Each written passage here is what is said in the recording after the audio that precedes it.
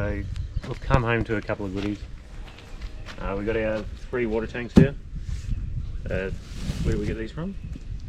I'd have to double check. We'll let you know. Put it on the screen. Yeah. We'll link it below. Yeah. 60 litres I think each. So it's 180 litres of water, fresh water. With these are our 3 water tanks, and that's pretty much where we're going to place them under the bus. 180 litres of water, so essentially it's going to be 180 kilos of weight, and it's all going on the passenger side. And the main reason I'm doing that is because all of our kitchen, all of the weight's on the driver's side, which is fine because when you have a school bus, etc., it's all like double seats down the driver's side, single seats down the passenger side, so most of the weight's on the driver's side anyway. But yeah, so to distribute the weight a bit more, 3 tanks on the passenger side. And they're all just going to be mounted pretty much just under here. 2 in front of the wheel and 1 behind the wheel. These are our massive openings. So water tank 1, water tank 2, and then the other one's behind the wheel. I'll show you that in a sec. But my goal is to build the frame up so I can bolt it through here. And then at the back of the bus, this is the behind the passenger side wheels. The 3rd tank will be going here. There's just as much room on the driver's side, so if we need more water, we can install another tank over there. So I'll give you a quick run through of the stuff that I've got here and what I think is going to work. I don't know if it's going to work yet, but we'll find out in a minute. So this is just a bit of 30 by 30 galv angle. This is the water tank, and this is just a base on the water tank that is going to hopefully protect it from stain chips and that. So on the water tank here we have these holes for some threaded rod. So the idea is for the threaded rod to run from the frame. I'm going to make out of this all the way down to the bottom, and then we're going to have essentially a giant washer, a steel plate or something underneath to hold the water tank up from the bottom of the water tank. So yeah, these will be the main runs that are going to hold the rods, and then the frame underneath the bus is going to be about over here. So I'll have some cross sections here, and that'll bolt sideways into the bus frame, bolt like that. I guess it's kind of hard to picture now, but I'll make it up and then show you. So this is the first frame coming along. I'm bolting everything because I don't have a welder, but bolts are just as good. Don't be scared to use bolts. The plus side of using bolts is if they come loose, you just retighten them. If a weld cracks, you're not going to be retightening that. So yeah, slide some of these through.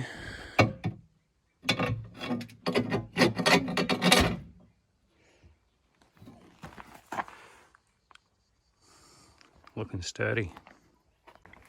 All right, coming along a bit further. Going to bolt these down. Use a heavy duty Loctite. Fill each one. Bolt them on. We'll jump back under the bus. The frame's in, and yeah, I'll just show you how I've installed that. So this here is our main chassis, and this steel here I'll call either the sub chassis or floor framing. And yeah, I've bolted in through them with some high tensile bolts. Same on the other side. So yeah, got the rods in. So now I should just be able to slide the water tank under and up. Alright, just a slight problem here. I don't have enough room to slide the water tank under then up, and I need a touch more length on these rods than that. I need to cut them off, so it sucks, but I'm just gonna have to jack the bus up, I think. Just get a bit more clearance. So I've got the water tank just propped up in there for now, and as you can see, all my rods are hanging down just low enough to put. I want to put a piece of ply on the bottom, and then also that little sheet of tin that I have. But yeah, it's in. This one's kind of close to the exhaust pipe. I did swap this bracket around.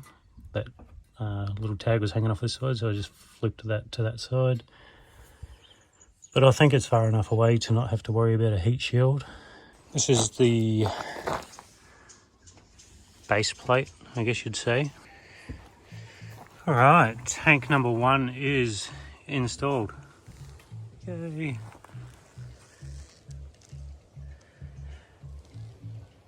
So yeah, I'm stoked that that all worked. I only did the one tank to make sure everything worked. And now I can, unfortunately, have to install 2 more because it's a shit job. But so now I can just make up the next 2 frames, just cut everything, ready to go, then chuck them in. So test tank worked. Now for the other 2.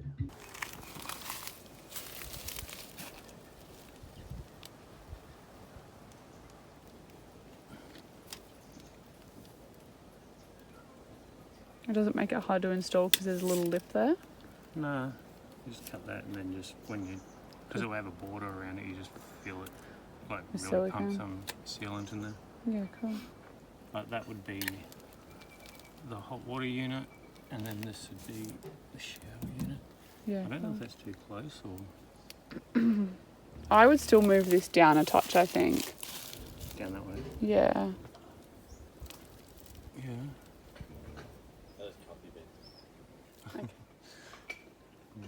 Not trying to scare you. Yeah. Okay.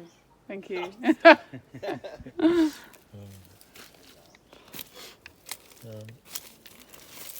I can shimmy this down.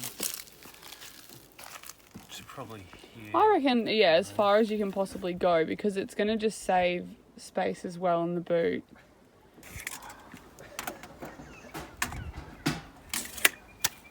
I'm using this line here as my level line. Oh, yes. Because the other one tapers Is, down. yeah.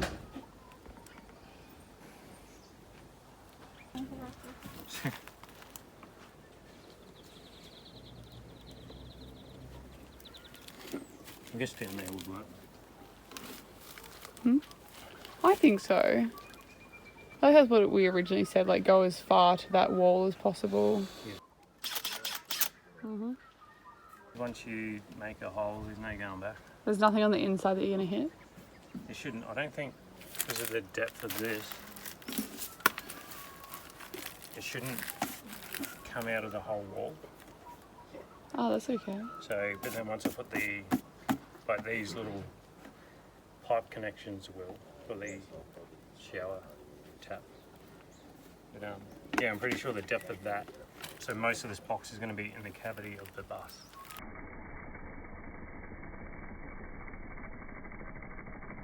Big job ahead of us. Finally got the gas hot water. Today we are going to, well, we're in Winston. Haven't driven him since we drove him from Melbourne to Adelaide, so it's been a long time. I think it's been about like a month or so since we've driven him, Jack the driver. So today we're just going to get some water and gas stuff done, so just some plumbing stuff. We are at the factory now. Luke is working on the Trivi, and then the boys are outside working on Winston. We'll go see what they're doing.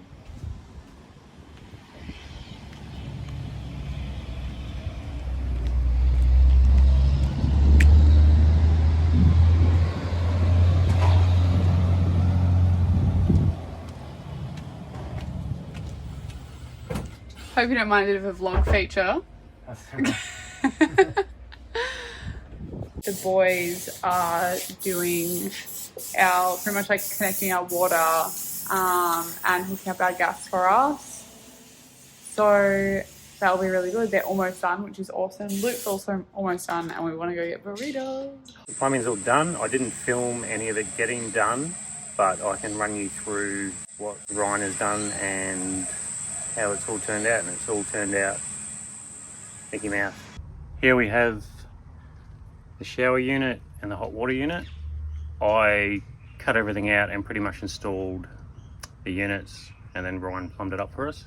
The hot water is a instantaneous gas hot water, so heats the water as it's coming through. It doesn't have a storage tank, so we could run all 180 litres of our water through as hot water if we wanted to and not have any dramas with that. But yeah, it's pretty simple.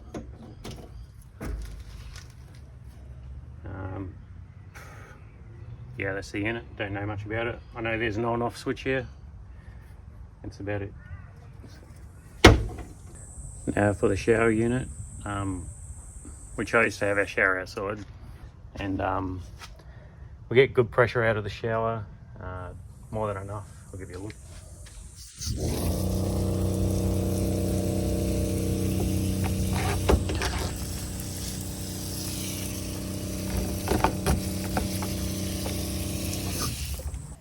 So this here is our gas box. It's 100% airtight from inside the bath.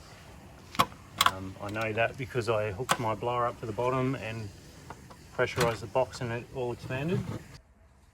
So we got the 9 kilo gas bottle and then the gas regulator up here, and then down here in the back corner, so that's our ventilation for the gas box. Just a little side note for anyone who doesn't know, gas is heavier than air, so it will fill from the bottom of the box upwards, so the vent has to be in the bottom and it will drain straight out. And all the gas is run from there under the bath and then comes out at the gas hot water. And then from there, so this is just a junction from underneath here. And then there's another feed that runs all the way down the bus to the gas cooker. This is all just pretty much the same plumbing they run in any house, and it's got a 25-year guarantee, so it's probably more solid than those quick connect ones. But what we got here is the pump is just inside the kitchen there, and that's feeding a feed of the cold water, and that supplies a cold water feed to the shower and a cold water feed to the gas hot water. Goes through the unit, comes back out hot, and then this runs the hot water feed from here, which goes to the shower, and then there goes back up to the kitchen. We got this water pump here, Japsco. We got it from BCF. It's a pretty decent pump. I like it, happy with it. It is quite expensive, but it does have good pressure, and I think it's 11, pretty sure it's 11 litres per minute, which is more than enough to run the shower and the sink tap at once. And this is our hot water unit, so you just turn that off and on when you want to use it or not. It's pretty easy to get to, just open the drawer and it's right there.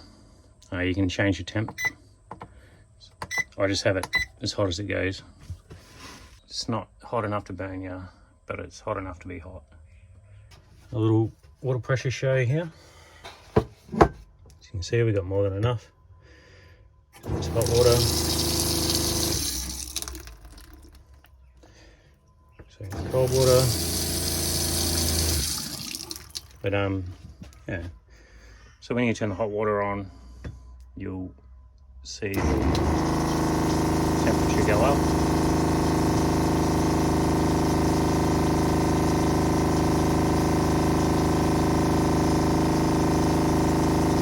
as you can see, it heats up quite quickly.